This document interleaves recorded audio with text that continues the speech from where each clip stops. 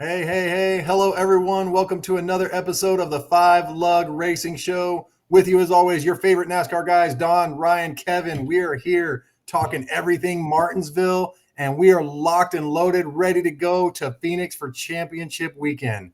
It's going to be insane. Guys, I cannot believe we're here doing our episode for the final race of the season. Like, where did this season go? What happened? We'll get into it. Kevin, of course, we want to shout out KK's Diecast community on Facebook, all the incredible things you're doing there. We absolutely love it. And I understand you got another Diecast of the week you're putting out for us. Yes, sir. All right. This week we're doing the championship four. All four drivers that are locked in. I got a car from each one. We've got a number 14 Mahindra Tractors autographed Chase Briscoe. We got a Denny Hamlin Dover win from 2024. That Oh, diecast just came out.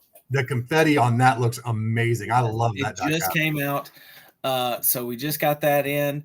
We've got the Kyle Larson 2021 Watkins Glen win. And we've got the Martinsville. It is not the Martinsville win, but it is the paint scheme from Martinsville. It is that mean looking Raptor paint scheme on William Byron's 2022 car. So those are your four choices this week. That is absolutely incredible. Guys, get on KK's Diecast community on Facebook. We'll leave his links down in our description so you can go check it out. Go throw some bids down on those diecasts. Win you a good one at a really good price.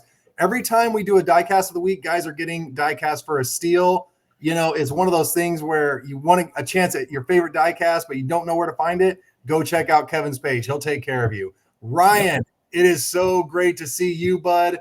Again, I can't believe we're on the final race episode of the season, but here we are. Got a little bit to unpack from Martinsville. We got a penalty suspension we got to cover with one of our Xfinity drivers, and of course, everything that comes with Championship Weekend. Let's get after it, bud. How you doing? I'm great. Glad to see both of you here. This is going to be fun. And it was a fun, action packed weekend at Martinsville. First, we'll talk about the Truck Series. We saw yet another, just Corey Haim show, right? And this guy just carries all the momentum into Phoenix this weekend. I mean, been carrying the momentum all season long, quite honestly. I mean, it's been Corey Haim, and then maybe a peg down. You had your Lane Riggs in there with going neck and neck with him for a while. Unfortunately, Lane though doesn't get to the championship four, comes up just short, and exciting championship four though nonetheless. We did see some misfortune with Raja Karuth. Unfortunately gets wrecked out of Martinsville from second place in the point standings. And, just unfortunate when, Don, we talked about it in last week's episode. They were so tight, the points between each other. And it just, the margin for victory and error, was points. You can't make a mistake. You can't. There's nothing. And there's not enough time in some of these races to get back on the right side of the mistake, whether it be Raja's fault or another driver's fault, or if there's no fault. But these mistakes are brutal. You've got to keep your truck at the front of these things. And Raja found out a hard lesson that, you fall behind one of these races and it's going to bite you. And unfortunately, he was on the bad end of that. Yeah, and on the beneficiary end, we can argue Tyler Ankrum and Ty Majeski. Last year's champion ends up making it in. He came from below the cut to into the championship four. Yep. So hats off to those guys for finding a way to get it done. And then we got to talk about Caden Honeycutt real quick.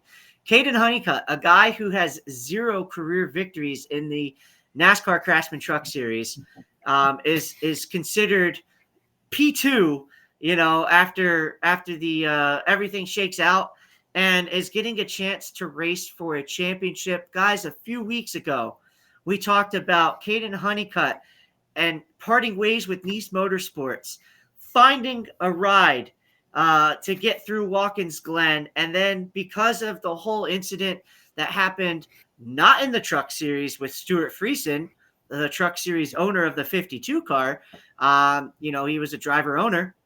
He gets hurt dirt racing up in Canada and leaves the seat open for Caden Honeycutt, who had signed with Toyota, and it worked out. It worked out for both. The 52 team and the driver of Caden Honeycutt, they get a chance to go race for a championship, and that's what you want to do at the end of the day is go hoist that big trophy.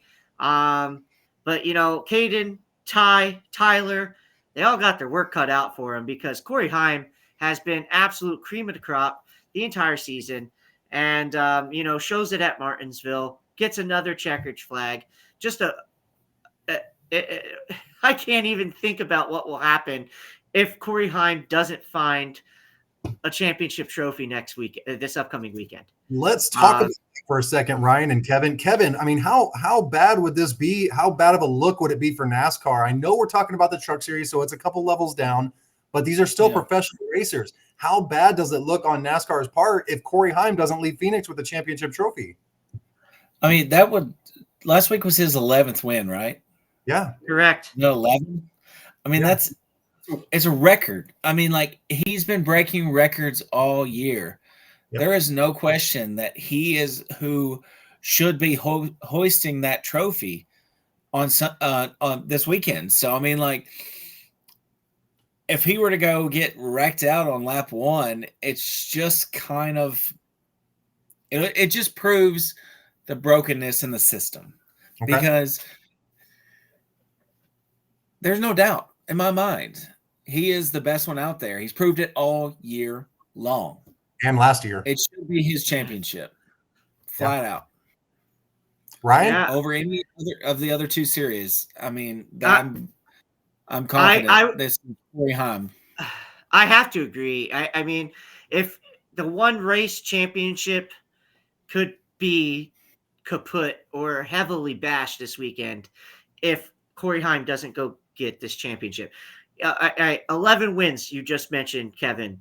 Of the other championship 4 drivers, only one other has a win this season, and it's Tyler Ankrum with 1. Caden Honeycutt has 0. Again, he has not won a career race in the Truck Series yet. Right. And Ty Majeski has not won a race this year. Last year's champion since he won the championship.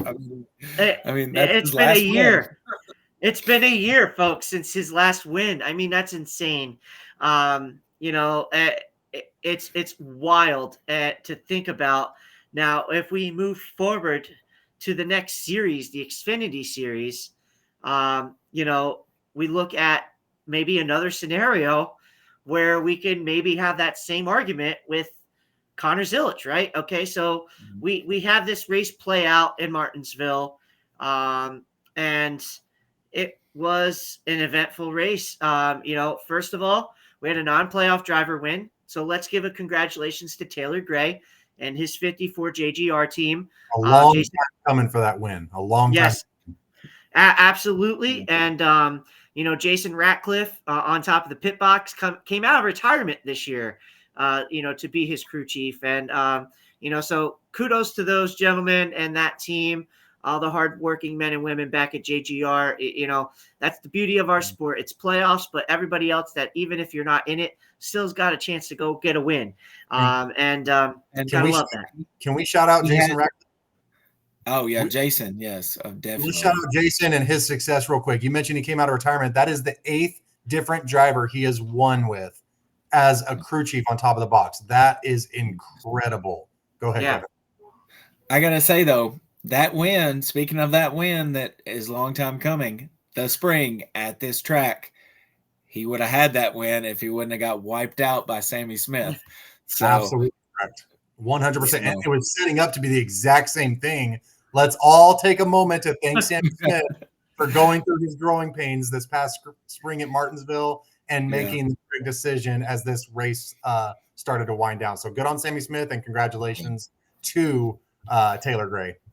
Yeah, and Sammy Smith comes up short of winning by one position, and ends up giving us a Final Four of Connor Zilic, who, you know, has just been the Pied Piper this season.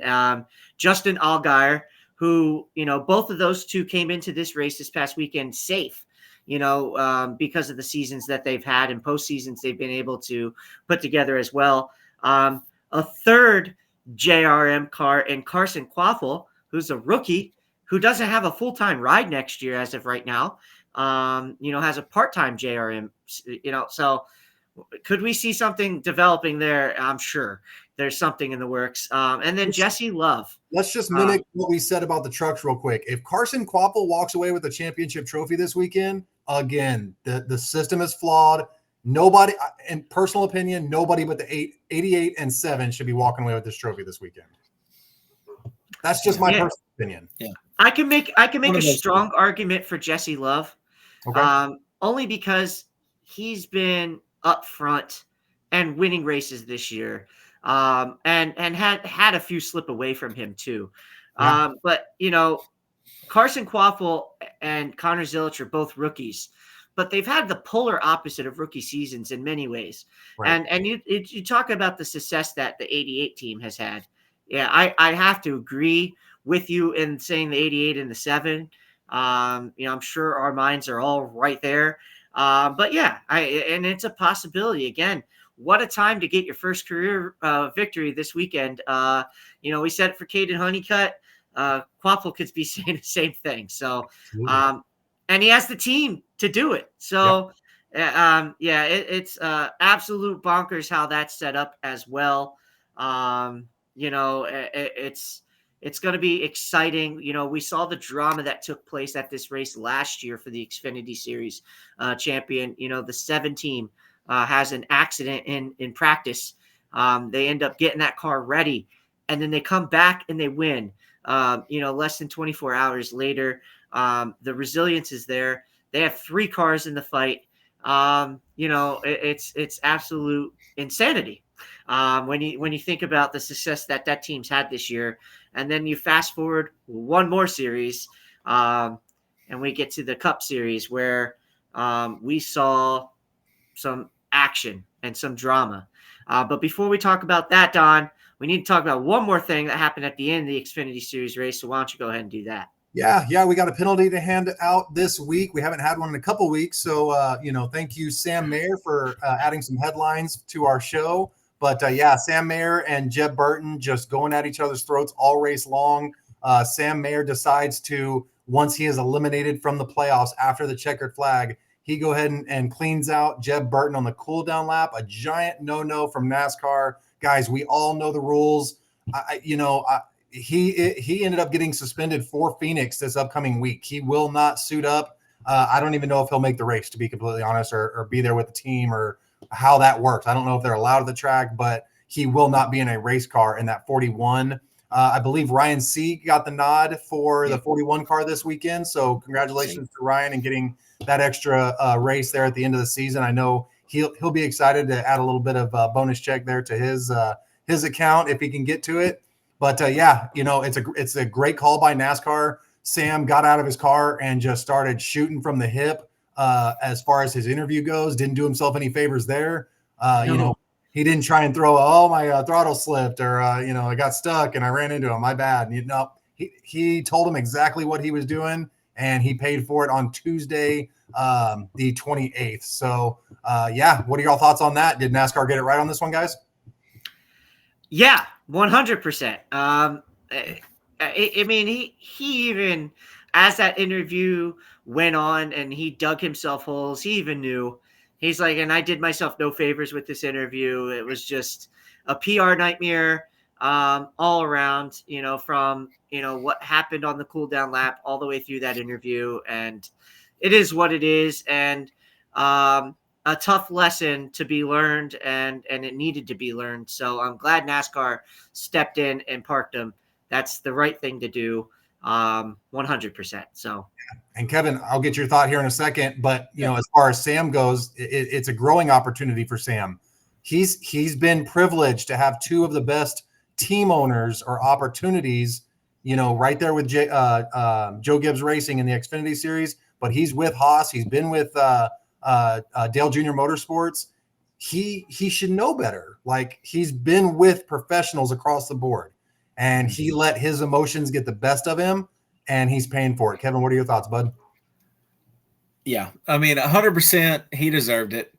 His interview was hilarious. I mean, like, I was getting chuckles out of it. It was just totally off the cuff. Yeah. Uncensored. The whole Jebs doesn't have it. He has shit. You know what I mean? Like, that was, I don't know if he thought about that for a minute, but it was funny, but he had to know it was coming. He had to know it was coming. I mean, it's cut and dry with that, the cool down lap. You can't do that. So, I mean, and we've seen people ride hook. We've seen people do things similar, and yeah, I mean, the same thing has happened. So at least NASCAR is being consistent with that call. Absolutely. You know, and I will have to step in for a moment because there is a little bit of a discrepancy as far as drivers spinning each other out. We saw it at COTA between Ty Dillon and Austin Cindric in the Cup Series at that road course in Austin. And we didn't see Austin Cindric get a suspension, but we also didn't see Ty Dillon make contact or crash, if you will.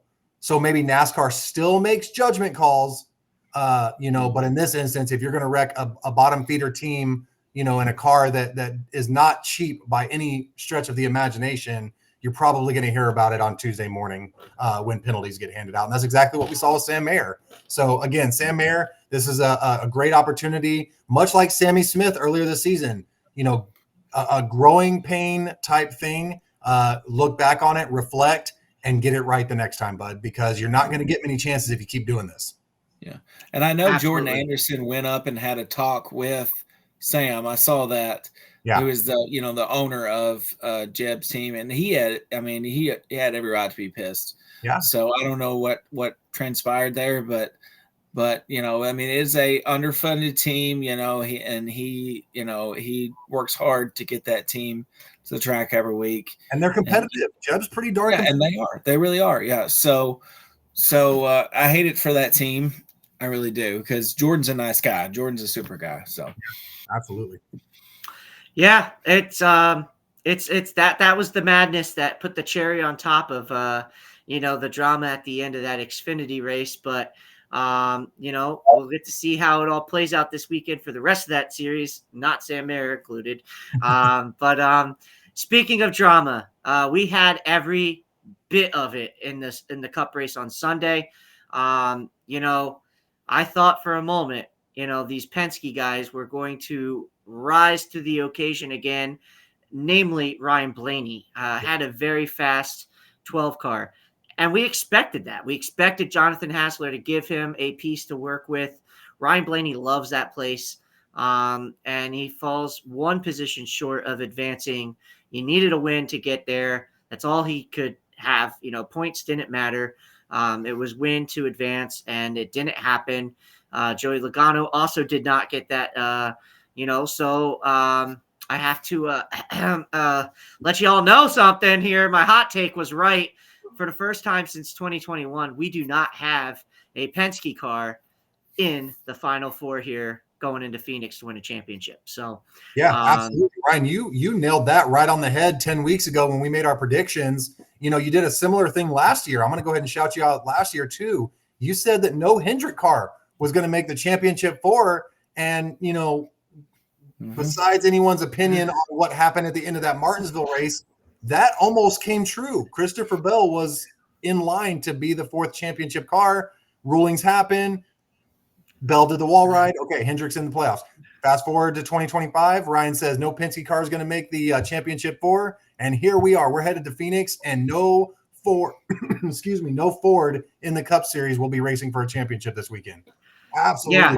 Paul. Yeah, and you know, the Ford thing is something we're going to talk about right now, real quickly, because it's not just a Ford not making it in the Cup Series. They also didn't make it in the Xfinity Series. There's one Ford out of 12 entries going for a championship this weekend among 3 series. One Ford and that's Ty Majeski, last year's defending series champion, who barely makes it in his own right. Again, he had no wins this year, and just did enough to get to Phoenix. Bad year for Ford, guys. I mean, you could call it what you want, but I mean, when there's the bow ties, there's Toyota, but then there's no Ford Blue Oval in the championship 4 races. It's a bad year for all things considered for them, considering they've been knocking out these championships left and right lately. Yeah, absolutely. The trucks had that championship last year. Justin Allgaier and a Chevy got it in the Xfinities last year, but Penske, I mean, they have dominated championships as far as the next gen car goes in the Cup Series. And I got to tell you, I don't have anything against Penske and them boys, but it's kind of a sigh of relief that we're going to get to see something new this weekend. I know, we still struggle with the single race championship, but at least it's not going to be a Penske car again. And I think that's going to be really good for not only the fans, but the sport also. Yeah, I would agree. And, it's still a track that they're going to show up and probably do everything in their power to steal a race. A couple years ago in this format, we had one time a driver win this race that was not crown champion, and that's Ross Chastain. He was not eligible to be a champion that day. But we have not seen it this entire, the Penske guys are going to try to also add their name to that list of, Cup drivers winning the race and not, winning a championship because, again, they came up just short at Martinsville. And I know that they have the tools and the technology to win these races because that's all we've seen the last couple of years. So we'll have to wait and see how that all plays out. But it is definitely a odd year for Ford and in general, not getting really but one shot at this thing, and it's on Friday night with Ty Majeski. All their eggs are in that basket. And absolutely. As we move on to the Cup Series and Sunday, the Phoenix race, all right, it's championship weekend. We've got William Byron, Hendrick Motorsports. We've got Chase Briscoe, JGR. Kyle Larson will be going for his second championship, first since 2021.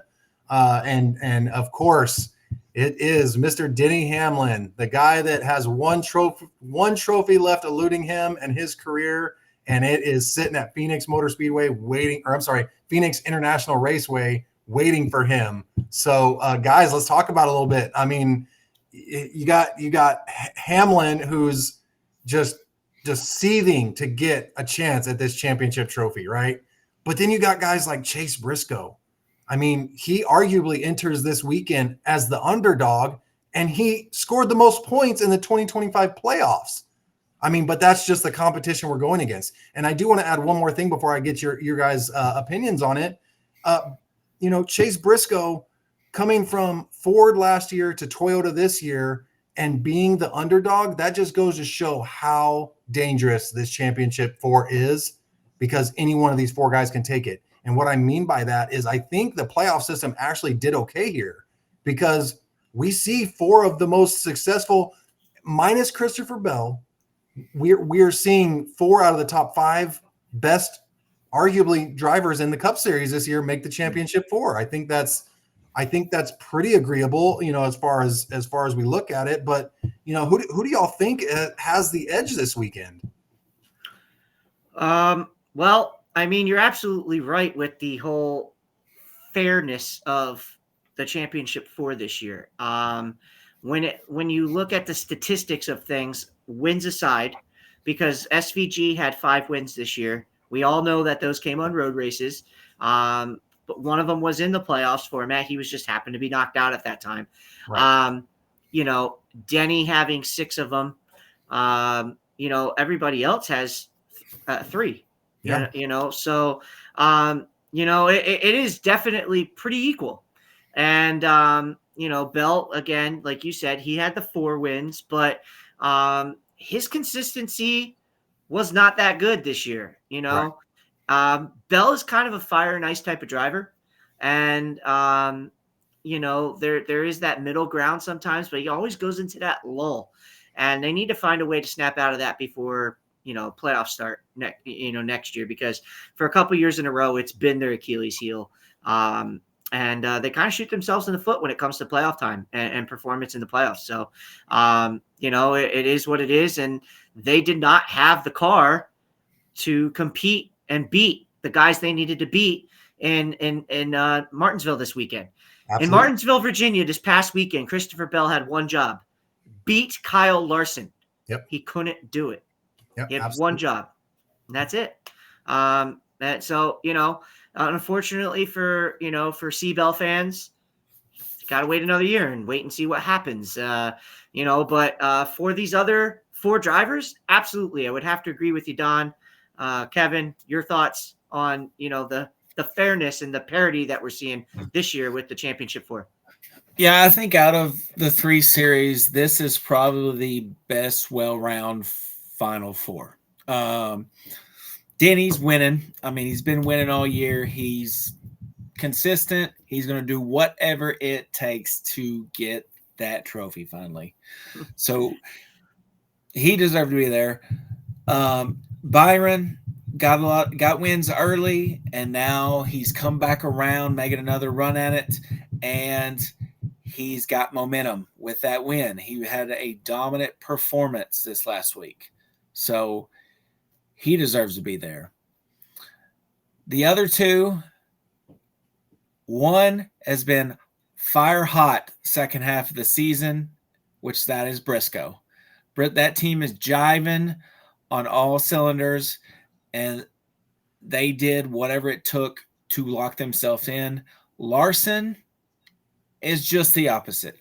Larson has kind of just been sputtering along enough to make it in. Yeah.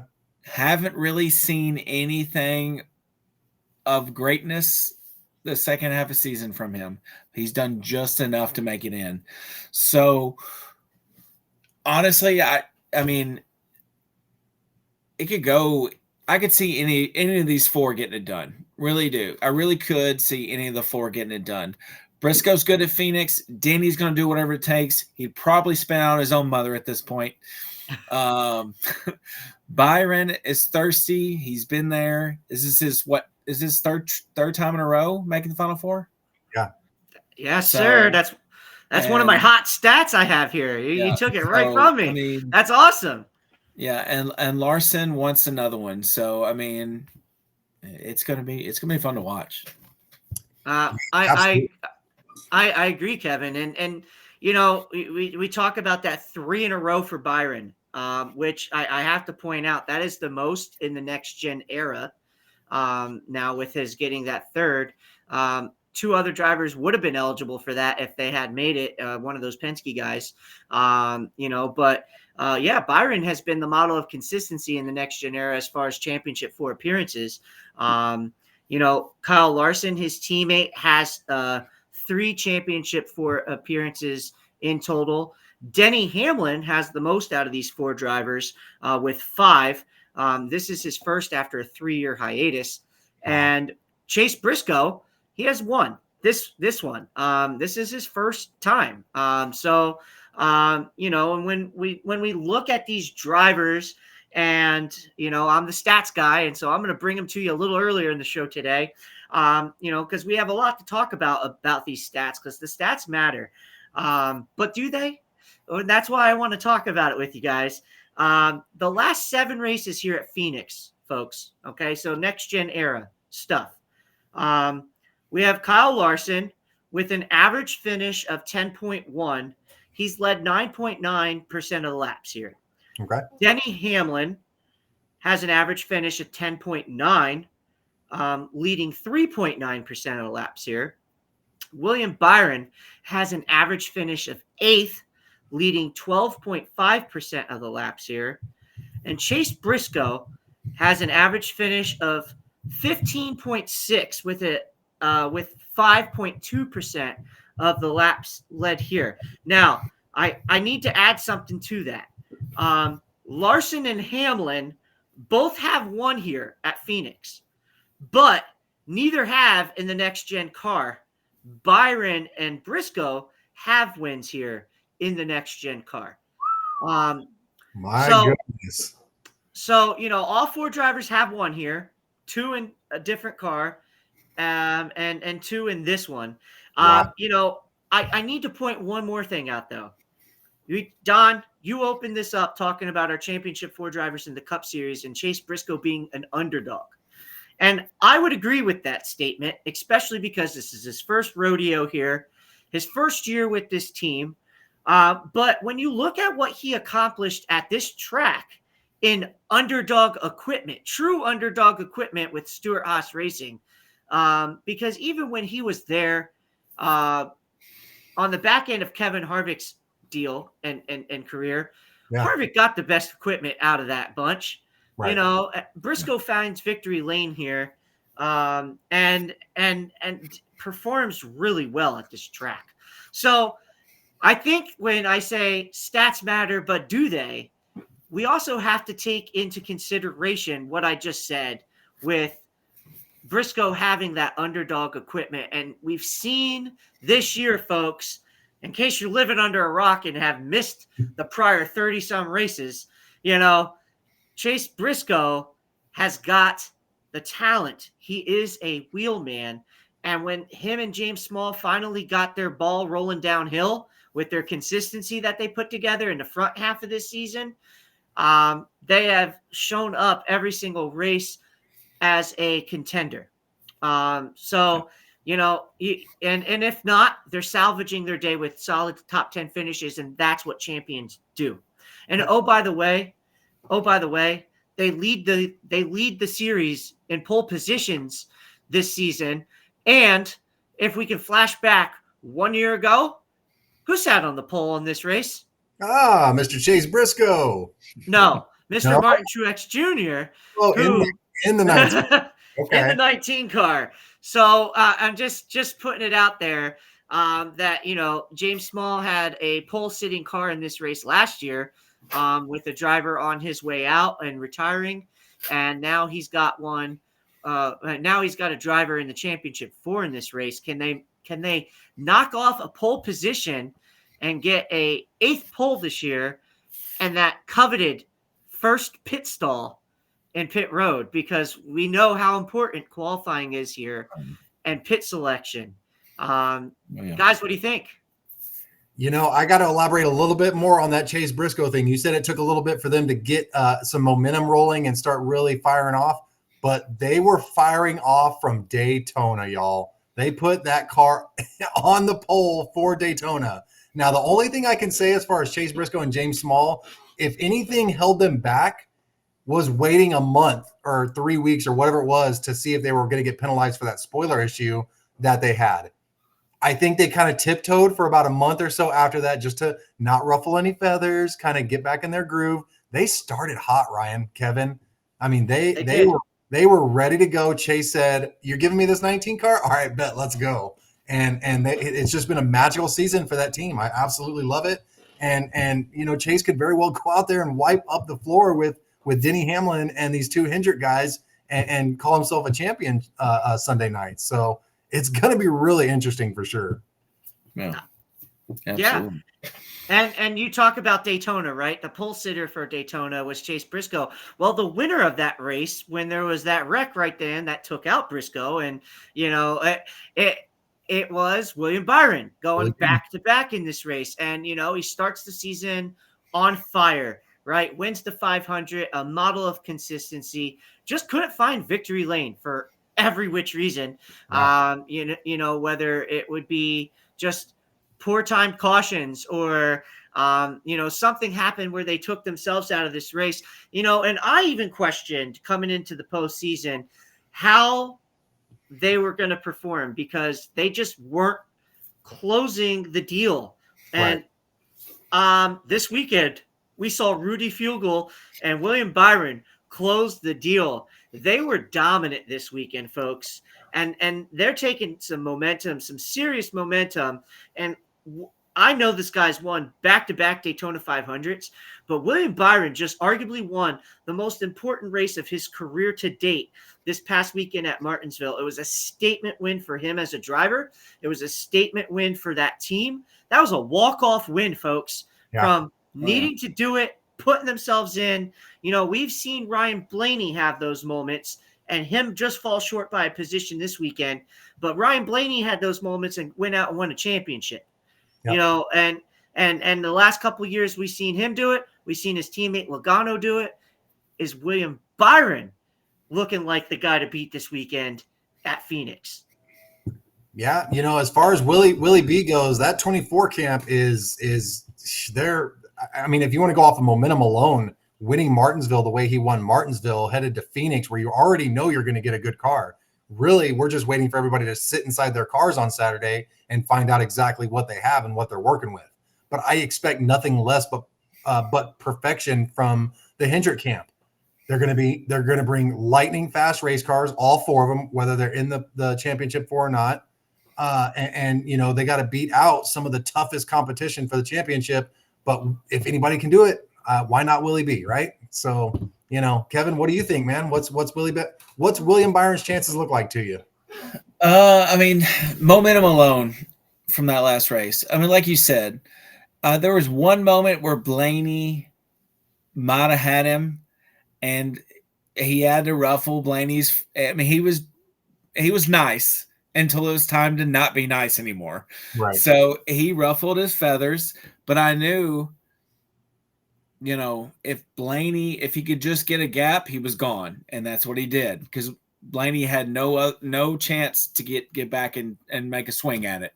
Right. Never had a chance. So once he got by him, it was game over. I mean, and he dominated that whole 3/4 of that race before then. So, I mean, he's definitely out of the four of them, the momentum is definitely on his side. Okay. That team is gelling on all cylinders as far as coming off last week. So, yeah, absolutely. The odds are good. We've talked about. Oh, go ahead, Ryan. I'm sorry. I was going to say, you talked about the gelling of the other guy, though. One of those two other guys. And you use the word momentum. Don, you used the word momentum. I even used the word momentum. But just 2 weeks ago, we were talking about Denny Hamlin and the momentum that he snagged off his Las Vegas win and capturing that 60th win, career win, and what that meant to him, what that meant to his family, his team, all those things. And then, Talladega is Talladega, right? And Denny didn't need Talladega. Right. He didn't even need Martinsville. Now, we saw the 19 and the 11. I think we'd be amiss if we didn't say this. The 19 and the 11 both lost an engine this past weekend, folks. Right. Just putting that out there for whatever that's worth. I don't think too much of it, because I know that neither of those cars had to have it this weekend, and who knows what type of engine they gave them to roll around in, for this race. But I'm not saying they're going out there saying, hey, we'll just use that because we don't need to win. But I am saying that because, who knows what they had and what their plan was. But regardless, we saw that happen, right? But Denny was up there in the top 2-3, mixing it up, seemingly had pace to keep toe with the 12 and the 24. It was those guys and anybody else, Hamlin too. So, not ideal situation to have to exit your car early, knowing that you're going into a championship race the following weekend. But I still think that, 6 wins, the win a couple weeks back, that momentum certainly is still in Denny Hamlin's sail. I think it's hard to take that out of his sail at this point, because he knows what he's up against. Are the opportunities starting to dwindle for him? How many more shots does he have at this, Kevin? How many more shots does he have at this, Don? This has got to be a Denny Hamlin race, right? I mean, in his head, it's go or go home. Not only that, but will I ever get a championship if I don't get it this weekend, right? I don't think it's too far-fetched to say the words, if Denny doesn't get it done this weekend at Phoenix, that might be his last opportunity.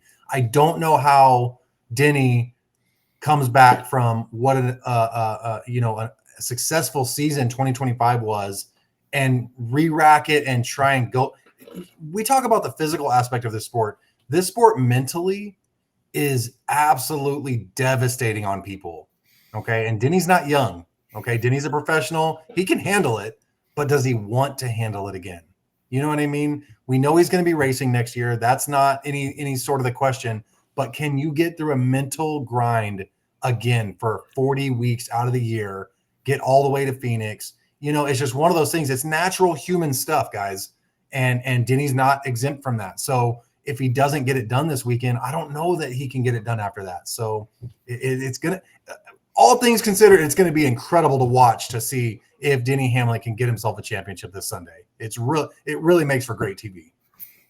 Mm-hmm. Yeah, I would have to agree. And, the format is also changing. So who knows what type of wrinkle that plays into it. And for y'all sitting at home listening, I'm not about to hypothesize or leak information about how this format is changing, but just be aware that what we're seeing may be the last year what we're seeing. It's going to change a little bit. The wrinkles, and we're going to see it just in the tracks alone. We know the championship race is not in Phoenix next year. It's in Homestead. And then after that, it could be in a different place the following year. Yep. The Tour D Championship could take place, and I'm here for that. I support that. But those types of wrinkles and nuances make it hard for any particular driver to just lock in to one particular path to a championship. And it takes not just skill and talent and the team and all those things, but it takes a little bit of luck on your side too, to avoid some of the BS that can happen in these postseasons, to get yourself in a position just to try to win a race to get into this race. Kyle Larson, guys, we have to talk about him because he's the only driver of the three that did not win a race to be here in the playoffs. So, part of that. I mean, real quick, Kevin touched on that. I mean, he's sputtering. So I don't know how much stock we can put into the 5 team right now when they're not giving us anything to bet on. And, I'm not a betting man myself, but if somebody gave me $100 bill and said, go pick a champion this weekend, I'm not putting it on the 5 car. That's just not what I'm doing this weekend. So, I mean, out of the 4, he would be the one that would surprise me. The other 3 would not surprise me. Right. The 5 team would be a big surprise. Like, they just haven't. They're consistent. Obviously, they're there, so they're obviously consistent. Right. But they're just not. They're not standing out. They're not standing out. They're doing just enough. Right. Which, if they do just enough on Sunday, they win the championship. But I feel like you've got to go out and win the race.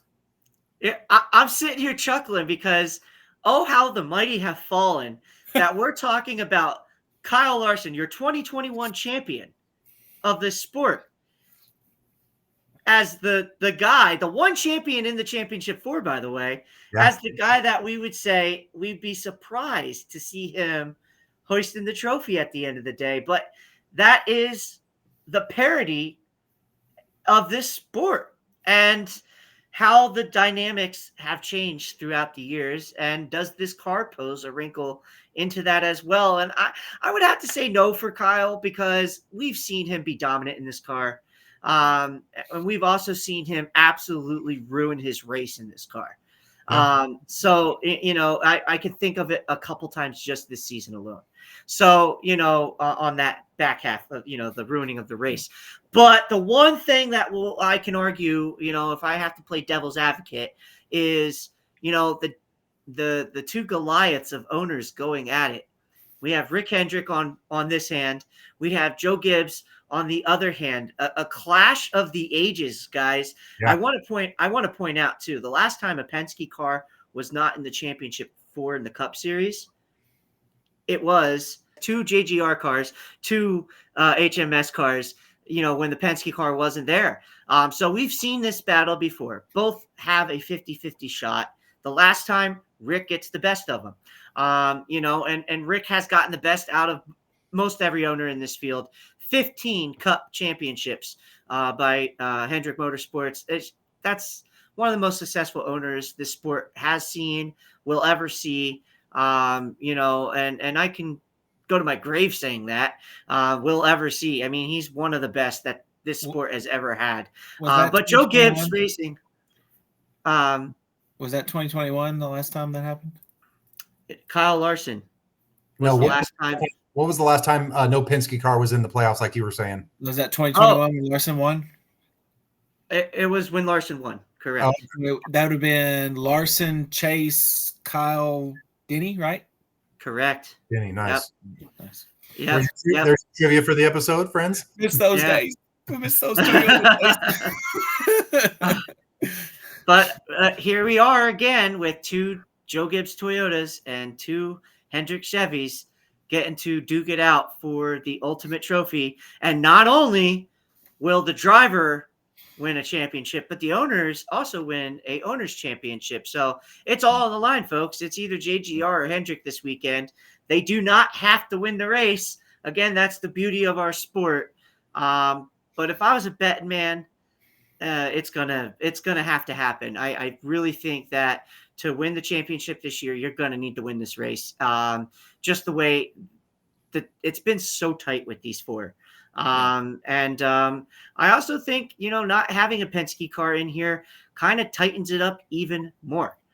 Because I'm sure we would all be saying advantage Penske if they had made this race. And I'm sure those Penske fans and even the Penske teams are kicking themselves in the booty right now, knowing that, but that is not the case, folks. And we're getting to the time where we have 3 series and 3 championship spotlights to point out who we think is going to be hoisting trophies at the end of their respected race. Friday night, the Desert, the Truck Series.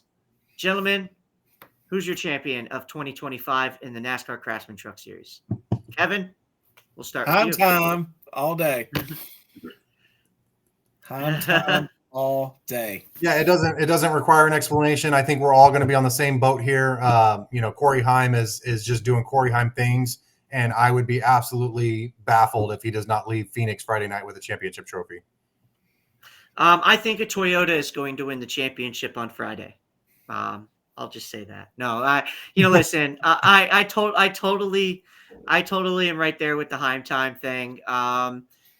If for some reason it doesn't work out, I believe that Caden Honeycutt's going to have a legit chance to win. So we'll have to wait and see. But I'm for the graphics sake, my pick is Heim as well. Right on. And we got 2 more series we got to talk about, and of course, Xfinity. They don't ever get skipped, and we're not doing it this weekend. So let's choose a championship. Let's choose a champion from the Xfinity this weekend, guys. Kevin. I'm going to go with the experience. I'm going to go with Little Gator, Justin Allgaier. Wow. I think he pulls it out when it matters. Connor has been great, been dominant all year, but I think when it comes time to be clutch and close it out for the championship, I think Justin's going to go back to back. I got to piggyback on that because I 100% agree. I do believe Justin has the experience. I believe he's got the mental capacity to handle a weekend of this magnitude better than that of a Connor Zilich, who still has not completed his rookie year, guys. Like that doesn't make sense when you say it out loud. Connor Zilich has not had a full Xfinity Series under his belt yet. He has shown that he is ready. He has shown that he is here. With all those win stickers across the top of that car, it's been a great ride for Connor.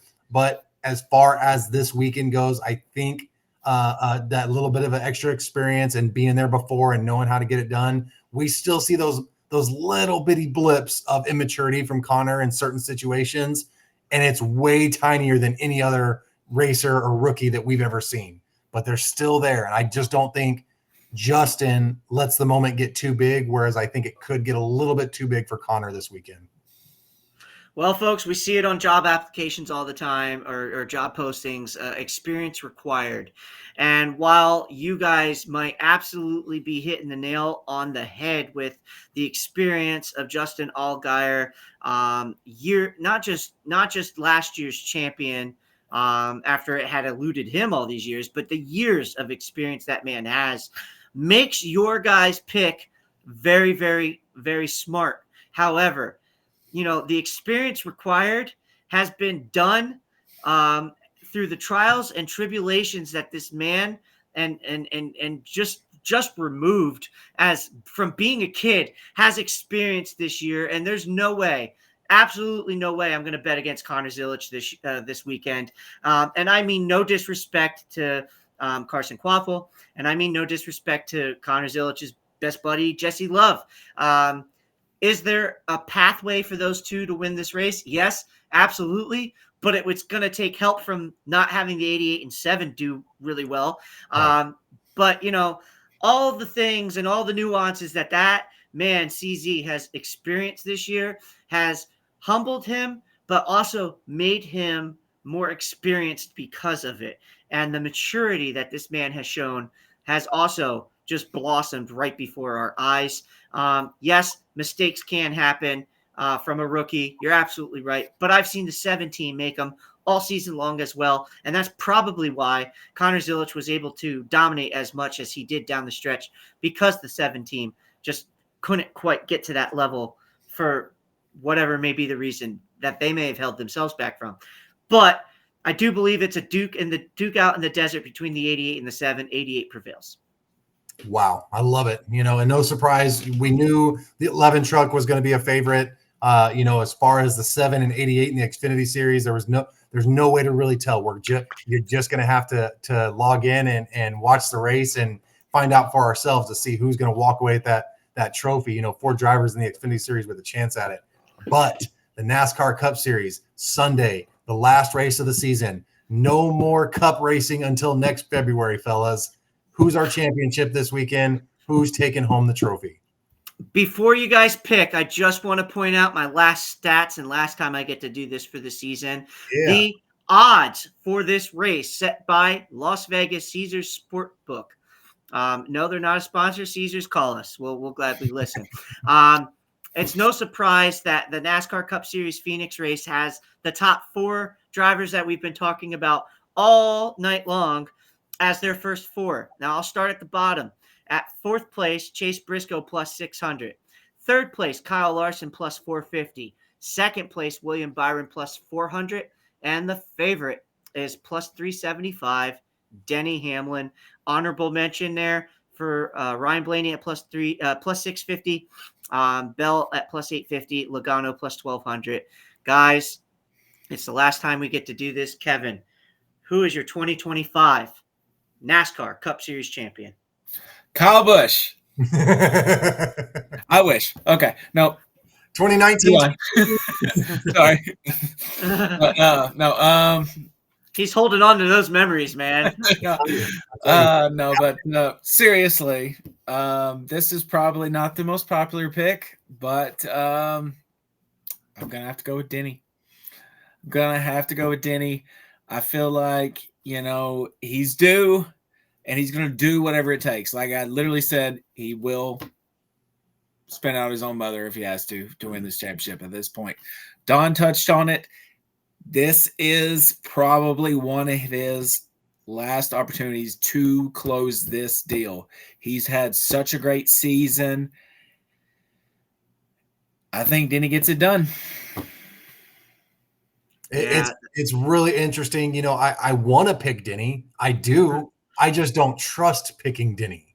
It just seems like, for whatever reason, the lack of championship just finds its way into Denny Hamlin's back pocket every single time. So I can't pick him for that reason, even though we have a million reasons to pick him, if that makes sense.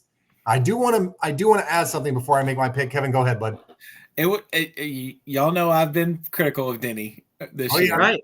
And some of his choices. We all have, thought about and wondered about some of his choices. But so, yeah, it was not an easy choice. But I just feel like this is the year that he gets it done. So, yeah, I love it. So I do want to say that I know we're picking our champion, but I don't think the champion wins the race this weekend. Yep. I'm just going to go ahead and get that out of the way. And what I mean by that is Penske is still unloading race cars at Phoenix International Raceway this weekend. So expect the 2, the 22, and the 12 to all have something to say about who gets that winner's trophy at the end of the day. I was going to touch on that. So, yeah, definitely, Don. Yeah, I agree with you 100% on that. Absolutely. Those Penske boys are not just going to lay over and say, hey, I'll go get it. No, they're going to go take this trophy, and they're probably going to smile at you when they do it. So if they're not going to win the championship, at least they're going to rain on your parade a little bit. But as far as our 2025 NASCAR champion, I think all storms are just brewing in the favor of a Hendrick driver. And sorry, Kyle Larson fans, it's not going to be you guys this weekend. As far as my opinion, I think the 24 Rudy Fugle and William Byron just get it done. I see something a little bit different out of William this year, especially this postseason, and especially at Martinsville, where he just put boot to butt and said, nah, we're going to handle this, and we're going to go race for a championship. So I expect the 24 team to be raising a championship trophy by Sunday night. Ryan? Wow. And I can't argue against that because of what we just saw this past week. That's an incredible pick, Don. But I'm going to give you this to piggyback off of something that you added before your pick. 2 wins, 3 top 5s, 5 top 10s, 13.6% of the laps led here.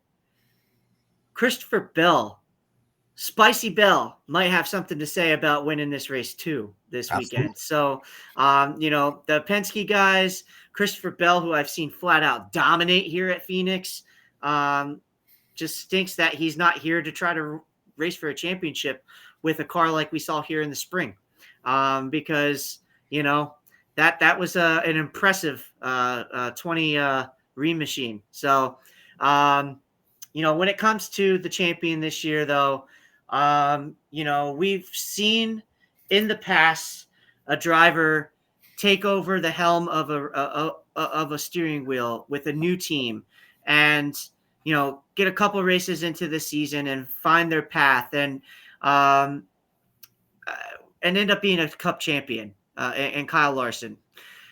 I think we fast forward a handful of years and we're going to see it again, but not from Kyle Larson, from Chase Briscoe. New guy on campus, comes in here and he just checks all the boxes. He's shown everyone, while Joe Gibbs put him behind that wheel to be the heir apparent to Martin Truex Jr. And I'm just going to say it. He got better results than Martin has the last couple of years as well. What Chase Briscoe and James Small have gotten together as a brotherhood and a bond that started in the offseason. We spoke with them, Don, at Pocono about that brotherhood and that maturation of the chemistry that it takes and whether it's their hunting trips or, just hanging out and just getting to know each other. And that stuff matters. Those two put the work in, folks. And you don't see that on Sunday, but we know because we've been privy to some of that information and stories and just getting to see that all happen. And I'm sure as the content comes out this week, y'all are going to see more of that because those two have deserved to be talked about this year. 3 wins on a season, their first season together, is no slouch. Yeah. And he has the best finish, average finish in this series of these championship 4 drivers of the entire postseason and of the whole second half of the year. So Chase Briscoe is going to find a way to become the NASCAR Cup Series champion in 2025 by the end of Sunday. It's a great pick, and every bit of information you gave us is just, it's spot on. I mean, how do you pick against Chase Briscoe after hearing all that? He's having a great year. It's one of those things where we're not going to know a single thing until these guys strap in this weekend and start putting some practice laps down. From what I understand, we do have a longer practice for the Cup guys than normal. Correct. So we're going to give them some extra seat time before the race on Sunday. I think that is great. NASCAR, bring a happy hour back. Yeah, Don, absolutely. Happy hour, I think, is important to bring back.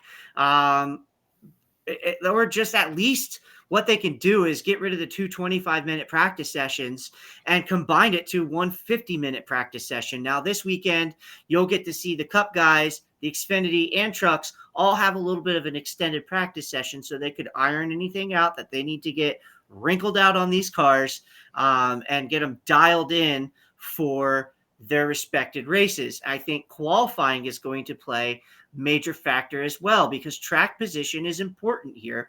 And also those lucrative pit selections. We talked about that a little bit in the beginning of the show, but getting the pole position allows you to be first off a pit road in most cases, under a yellow. So, I mean, just the way that pit road works out here, so important.